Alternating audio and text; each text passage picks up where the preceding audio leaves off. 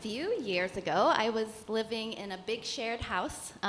It was my husband and I and our friends Taka and Stephanie. And one day, Stephanie comes home from a Christmas party with this little to-go box. And she said, I brought something home for you guys. I was like, oh, okay, cool, what is it? And we open it up, and inside is a crab. And not like a boiled crab or like crab legs, but like a live crab. They were about like the size of a $50, and they were so cute. She was like, well, there were oysters at the party, and like this crab was in the box, and I just couldn't, like they were still alive. There were like 7 other ones that were dead, and I just couldn't leave it behind, so I brought it home. And now we can take care of it. It'll be our crab, our little shrimpy crab child is what we named this crab. So Souther and I were like, what? We don't know how to take care of a crab. We thought about should we drive to the coast and return it back to the ocean? But we don't have a lot of time to do that. So we were just is this going to stay alive? We went to the pet store and bought some salt water, and then we set up a little tank with a pump, and we asked the pet store people what do you feed crabs? And they said, oh, probably these sinking fish food wafers. So we bought some of the wafers and we brought them home, and we put them in the tank, and they just started scuttling around. We put sand in there and some rocks for them to hide under, and some marbles for them to play with. Do crabs play? I don't know.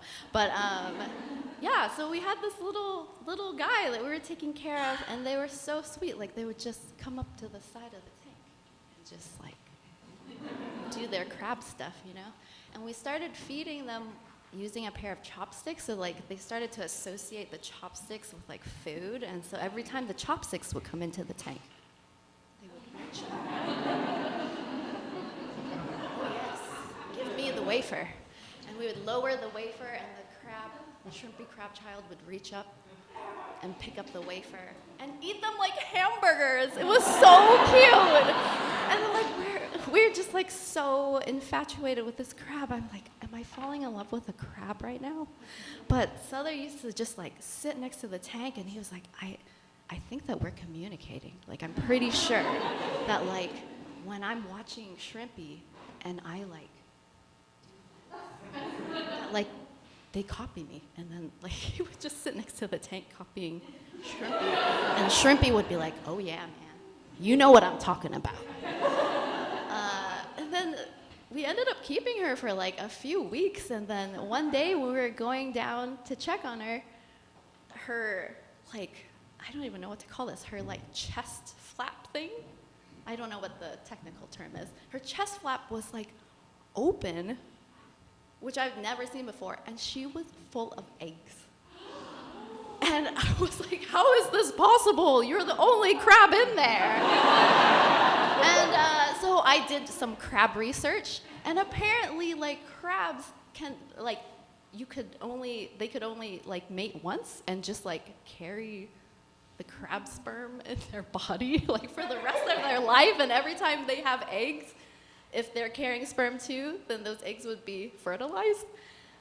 Anyways, we were just wow, we're going to be grandparents! Shrimpy crab child! And so we just watched her every day, and she'd be there, eating her little burgers, and then she'd have her flap open, and she's tending her little eggs, just boop, boop, boop. Oh yeah, we're rearranging them and stuff like that. We're like, what's gonna happen? Are these eggs going to hatch?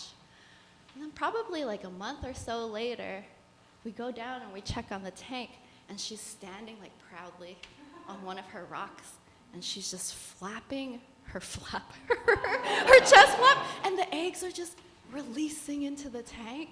And because the pump is in there, they're swirling around like a beautiful crab snow globe.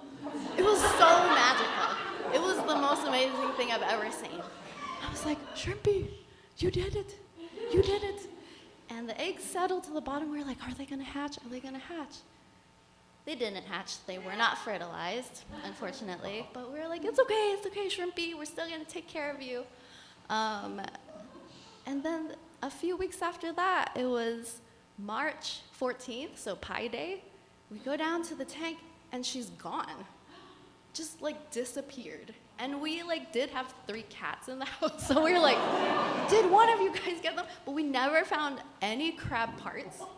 And we did live with Taka's children, so we're like, kids, you know, like, if you did something, like, you won't get in trouble, like, you can just tell us, like, what happened to Shrimpy, you know? But they swore that they didn't do anything to her. And she just disappeared, and that was also the same day that Stephen Hawking died. So I like to imagine that the 2 of them are like up in the Crab Nebula, you know, like Stephen Hawking doing his thing, Shrimpy Crab Child just like releasing stars with her flapping. Thank you.